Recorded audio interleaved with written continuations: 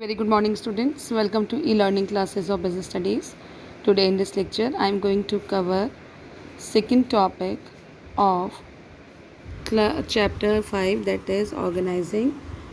The topics which I am covering in this lecture are organization structure, types of organization structure. This is the second topic after importance and process. The next topic is uh, types of organization structure and organization structure. What is organization structure, beta? Structure means framework. Structure means framework when the managers are performing organizing function and organizational structure gets created automatically, which defines the job position, the authority, responsibility of different employees. ठीक है, जब भी कोई भी manager कोई भी organising function को perform करता है तो ऑटोमेटिकली एक आपका जो है स्ट्रक्चर तैयार हो जाता है जिसमें जो डिफाइन करता है job position, authority, responsibilities of the employees. So organisation structure क्या हो गया बेटा? It seeks to establish relations among all the person working in the organization. Under the organization structure, various posts are created to perform different activities for the attainment of the objectives of the enterprise. Organization structure में different posts create होती है बेटा, so that they can achieve the objectives of the enterprise. Relations among person working on different posts are determined. और relation determine करते हैं कि जो persons different post पे work कर रहे हैं उनका क्या relation है एक दूसरे से, कौन सा superior subordinate relation को determine करना, that is the part of organization structure. The structure provide a basis or framework for managers and other employees for performing their functions. The organizational structure can be defined as the framework within which managerial and operating tasks are performed. Now see types of organization structure. Span of management refers to the number of subordinates that can be effectively managed by a superior. जो भी span of management होता है, span is the area where number of subordinates are determined कि which can be easily and effectively managed by a person. ठीक है, तो उसके एक मैनेजर के अंडर में कितने एम्प्लॉयज़ होने चाहिए वो डिसाइड करना, that is called span of management. और स्पैन ऑफ मैनेजमेंट एक इंपॉर्टेंट पार्ट है ऑर्गेनाइजेशन स्ट्रक्चर का. तो whenever the manager is performing organising function it result in formation of organisation structure. ठीक है, जिसमें हम एम्प्लॉयज़ की वर्किंग एंड लाइफ स्टाइल के बारे में बताते हैं. तो स्ट्रक्चर भी डिपेंड करता है determine the level of management in the structure. और narrow span of management result in tall structure और where is wider span of management result in flat structure. For example managing director है, उसके अंदर में personal manager आते हैं, marketing manager आते हैं, रिसर्च पर डेवलपमेंट आते हैं, पर्सनल एंड परचेजिंग मैनेजर आते हैं. The organisation structure can be of two types. Number 1 functional structure and number 2 divisional structure. Organisation structure बेटा दो पार्ट्स में डिवाइडेड है, functional structure and divisional structure. Functional structure. In functional structure, activities are grouped and departments are created on the basis of the specific functions to be performed. Functional structure में जो activities grouped होती है, department बनता है on the basis of functions they are performing. For example all the jobs related to production are grouped in production department, related to sales in sales department, related to purchase in purchase department and so on. ठीक है, तो all the jobs related production are grouped in the production department, sales department. जो जिससे related job है वो उसमें ही grouped हो जाती है, that is called functional structure. For example managing director, personal, marketing, research and development, purchasing, ये functional structure के पार्ट है कि इसको ग्रुप कर दिया टुगेदर एक एक्टिविटीज़ को in the organisation. Suitability, why we are adopting this personal structure. Large organisation producing one line of product, वो ऑर्गेनाइजेशन जो एक लाइन के प्रोडक्ट को प्रोड्यूस कर रहे हैं वहाँ पे फंक्शनल स्ट्रक्चर फॉलो होता है. Second organisation which requires high degree of functional specialisation, वो ऑर्गेनाइजेशन जहाँ पे high degree of functional specialisation चाहिए, there also organisation structure is functional structure is following. Now see the advantages of functional structure beta. सबसे firstly occupational specialization. Better decision of labor takes place which result in specialization of functions and its consequent benefits. ठीक है. Number 2 coordination is established. All the persons working within the department are specialists of their jobs. ठीक है, जो भी different departments में work कर रहे हैं they are specialist of their jobs.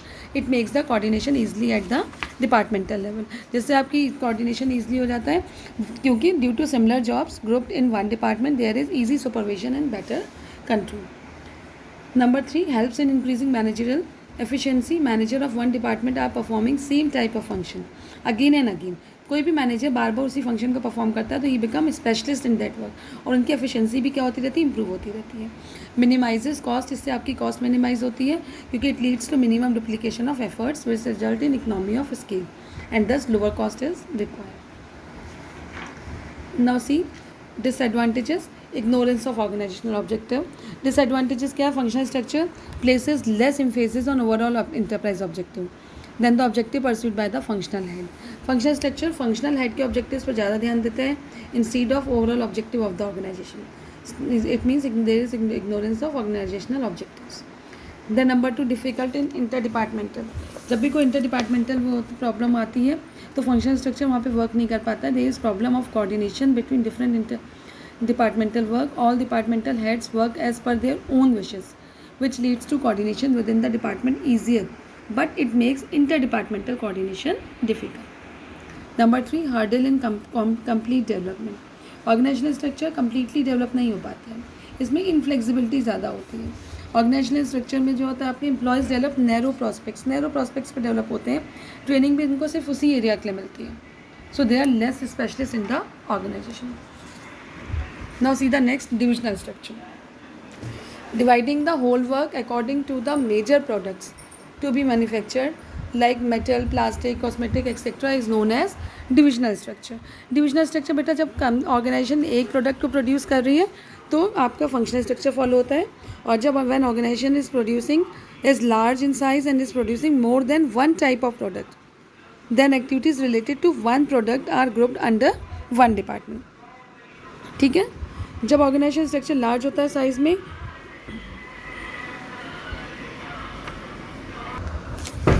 ठीक है, तो डिविजनल स्ट्रक्चर क्या होता है बेटा? Division dividing the whole enterprise according to the major product to be manufactured. ठीक है.